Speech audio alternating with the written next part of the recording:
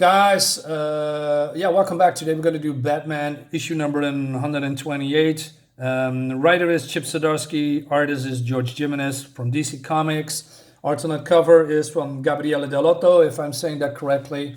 Looks great. I believe this is Clayface, but I'm not entirely sure, but looks freaking fantastic. So let's dive in where we left off. There are some issues here that I want to talk about. So yeah, without further ado, oops, that's a little bit too far. So Superman is here, wants to rescue the Batman of Zur-En-Arrh, but I believe Bruce reclaimed his mind again. I'm not entirely sure. So Kal-El here is using his X-ray vision to scan this robot, Failsafe, and then Failsafe has suddenly kryptonite blades, because how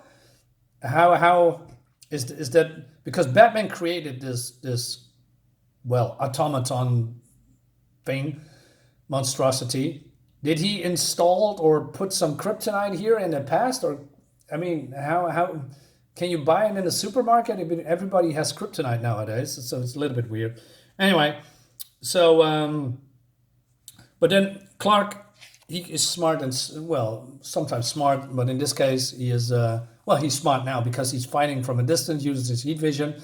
So that the robot cannot, get him. But then the robot does a feint, according to Bruce here, and but Superman doesn't know that. Superman follows him. And Batman says, "I'm in hell. I know the moves. I see what's coming, and I can't stop it. I can't save my friend." So yeah, instead of Superman just still blasting him with, I don't know, heat vision, he just comes in close and he's getting stabbed. And but then Ollie comes in, Green Arrow, and it means that the Justice League is here to, save the day,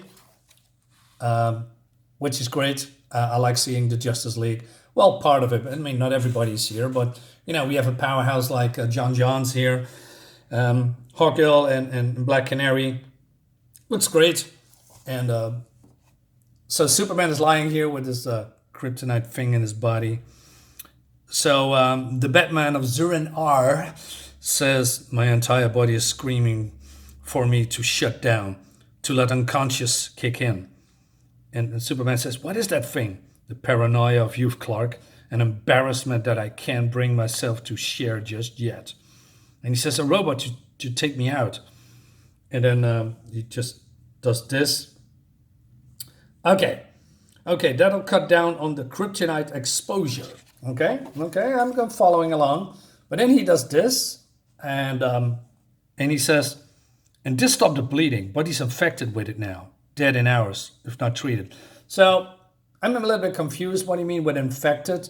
I mean, Superman dealt with kryptonite many times. So basically, if you are removing the kryptonite from his body should have healed himself because, exposure to the sun. I know the sun is not here, but it's in his cells. It's in his DNA. The solar power is stored in his body. So normally it should, heal. So, but we don't see that he is infected. If you're going to tell me there is some, I don't know, kryptonite particles still floating in his body, yeah, sure. But we don't see that. Batman just says he's infected. But okay, for story-wise sake, I go along with it, but I think it's a little bit weird. Okay. Anyway, so Ollie says, Robin says, "We need to get to the hospital." Says, "You grab the blue boy and get us a lift." Strangely enough, Ollie doesn't say anything about Batman in a completely other costume.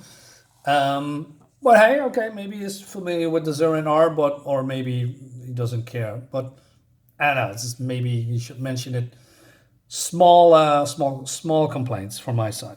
But then, while Canary and Hawkgirl just try to fend off the robot, Ollie says the Justice League basically fights itself, and we say we got to stop this thing. And so he goes back fighting Failsafe. But these are just two mortals. They cannot do nothing about it. And so Robin here is a little bit in panic mode and says, "I got Superman and Batman. I need to know where to go." And so Superman says, or Batman says, go southeast. Uh, and to, what does he say? 84 degrees? 94 degrees. So John Johns comes in, also coming closer while using his heat vision. And then Fail says, just blast him in the shoulder, which means he must be pretty powerful. I know he has Amazo powers as well, but still, John Johns, the Martian Manhunter, is as tough and invulnerable almost as Superman. So, yeah, okay. So the robot flies off, right? And so Ollie says, let's go get that thing before it catches up with them. It's not chasing the jet. It's headed towards Gotham City. So we have, I want to say Robin, but it's Nightwing. And he is communicating with Barbara, Oracle. And she is trying to increase the transmission power to override Failsafe's comms block. And how did you do that, Barbara? Are you just plugging in cables into your laptop? Is that how you do it? Weird. Anyway, so Failsafe comes in, and but out of nowhere, the Justice League is already here. How? You don't have a plane because Robin and Superman and Batman are in it. So did you teleport? Did Shayera? No, it's not Shayera. It's I forgot the real name. Shit. Is Hawkgirl and Martian Manhunter picked up these two and then fly at super speed to Gotham? How? it's okay. Let's go along with it, but there's a little bit too much coincidences and I'm showing you more coincidences. So out of nowhere, Hawkgirl is getting pulled away like she's been stuck with magnetism to the wall. And John says, her wings are end metal. They shouldn't. Hold the science lesson for after, John. And because this is happening, this comes out of the walls, and it's, I don't know, a fire. Looks like guns, but they are not. So there's a stream of fire hitting John, and John is vulnerable to fire. Then some, I don't know, mass coming out. Canary just destroys two of them, and but she's been, hit by the other one. All right, and I thought to myself, what's going on here? Are there people inside of the building? And Ollie says, well, she's dying, can get this thing off. So the robot says, she's not. There's enough oxygen being allowed in here for to live, just not to scream. And so Oracle says to Nightwing, didn't Bruce own that block? And he says, I think so. Why is that important? Because he lured the leak here. John's fire weakness, the magnet. This block is designed to stop you all. What part is supposed to be stop us? Well, Failsafe, well, it's me. Okay, little bit of context here, or a question. So if this block is designed to stop the Justice League, so does that mean there's more random blocks with things in it that should stop the Justice League, and why we are only seeing this for the very first time? And how I have questions. I have many questions. So it seems that this robot knows about that Bruce owned the block, and with things in it that could have stopped or slowed down the Justice League. It's a little bit too convenient that you should pull this out of that rabbit hat, right? I don't know, man. It's. Meanwhile, Batman wakes up, and Robin says, "Damn it, Bruce, lie down. You got internal bleeding and concussion fractures." So he picks something up from the plane. He says, "Tim, I'm sorry, but we need to face a reality. Failsafe is coming for me. Superman is dying. This world cannot afford to lose him. He's the hero. Its greatest weapons. So change coordinates to his fortress. Everything you need to make him whole will be there." And said, "What are you doing?" If I'm with you, he'll be in danger." So, and then he says to Tim that he's proud of him and of the man that he's becoming. And she says, "Don't worry about me.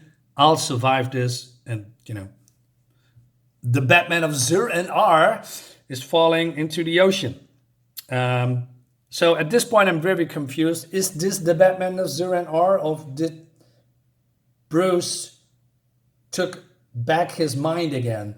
If that's the case, then I think it's a little bit weird. Why did you introduce me to this persona only to remove that persona in less than 2 issues, which is a bit weird? I mean, just let us do his thing, right? Let Bruce take over his mind. I don't know, maybe in a couple of issues later, but let us see us more from of the Batman of Zur and R. I'm curious about this persona, but I'm not sure if this the real Bruce or the persona, because it's not really clear, except that Bruce had his mind back in the last issue. So I guess this is Bruce. Let's move on. Lots of questions again. So, and he presses a button, and Aquaman is coming, and he says, Bruce, and he says, "You're okay, Bruce. We are able to mostly fix your internal damage. The Sanitatum fish has been working on your external wounds." And he says, "Arthur, how long have I been?" 2 weeks. What? 2 weeks? "Is everybody in Gotham safe?" "No, I'm sorry, Bruce. Gotham has fallen." What? How can Gotham be fallen by one robot? There's many superheroes there in the neighborhood that the Justice League could have called upon. The Flash, maybe Doom Patrol, Lobo. Well, probably not Lobo, but a lot of Justice League members. There's a lot. Green Lanterns, a lot. But no, somehow the Failsafe has taken over, and he is making, robot minions to patrol the streets, which reminds me a lot of when, God, I forget that the part that the robots the humans turn into robots. Oh man, I forgot that event. Jesus Christ, Identity Crisis, I believe. I completely forgot. But yeah, that. So there's some people out of here. They took Oracle and they are, scanning for enemies, and those robot minions are going across the globe to find Bruce. And Arthur says, "Soon it will become for Atlantis." So for he knows this, you're alive, and he's calling for you. He knows you can't stay away from your city. And then he says, "Batman has always a plan." What's the plan, Bruce? Or Batman? What's the plan? Bruce, he wants you to know. He wants the world to know. Gotham is his, and you need to come and get it. Okay, this is interesting. This is actually, fun, right? But like I said, there's a lot of things that doesn't stroke with me. There's too much coincidence and questions that I have that I just mentioned. Also, coming back to the Batman of Zur and R. So this is, I believe, some kind of a flashback that has nothing to do with the main story. So Batman is on a planet of Zur and R. This is happening. I don't know what it is. Probably I missed that part, because that's an old comic. But then, I believe Tom King really did ruin Batman. And why? Because of his portrayal, how he basically destroyed Batman, making him a cuck, making him weak, making him depressive, because that's what Tom King is doing. He projects his own personal demons into the characters that he's writing, and he's doing that with a lot of characters. He destroyed a lot of characters. Wally West is among one of them too. So I don't mind if writers explore different parts of Bruce's, personality, but at some point, I think it's enough, especially after Tom King. So because he says, "My mind was hijacked. I never have anything like that happen before. It was meant to break me, made me a coward. But the thing is now that I'm better, I'm more scared than ever." And look his body language. This reminds me of of the recent Spider-Man comic with, Kamala Khan dying to Ms. Marvel, and that they made the cover that he's so overwhelmingly, how do you say, feeling bad about that Kamala Khan is dead, although she's just a kid and he barely knows her. I mean, if you have this pose or, of this body language, I expect that you are doing that because, speaking of Spider-Man, by the way, right now, with the death of Aunt May, the death of Uncle Ben, the death of Mary Jane or Gwen Stacy, or maybe Harry Osborn, not with Kamala Khan that you barely know. And now these writers portraying him as a person that is extremely scared. I can go with it if this is a part of the fear gas, of Scarecrow, and that he's maybe suffering from the poison or the gases, but that's not the case. The writer says there is something happened, and he's made very, very afraid. This is not what I want to see from Batman. This is not how I expect the writer portray Bruce Wayne, in my opinion. Imagining what happened if someone took over my mind. I trained so hard so that I could never use the thing that killed my parents, the weapon of a coward. And they made this a little bit thicker. I really hate that. I don't mind if Batman is scared, but you don't portray him like this, like he's extremely weak. This is not how you portray Batman. So he is, doing some psychotherapy on himself, basically creating the persona of the Batman of Zur-En-Arrh. And that's the whole thing that the writers did, I believe in the 2000s.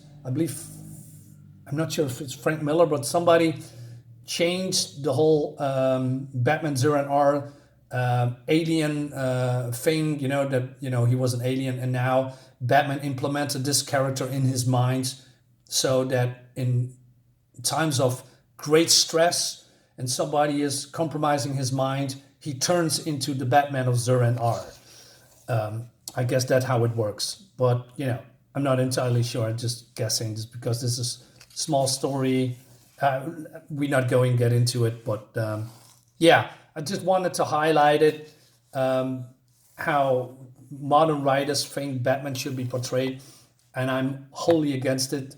Batman should not be portrayed in this kind of way. I think that's wrong. People has a certain image of Batman, just like an image with Spider-Man, just like an image with Superman, or dozen other superheroes or supervillains. You don't portray Batman as weak or extremely scared unless there's a very, very, very good reason for it. This is not it. Guys, enough of that rant. Let me know what you think about this comic. Thank you for watching. As always, I'll see you next time. Bye-bye.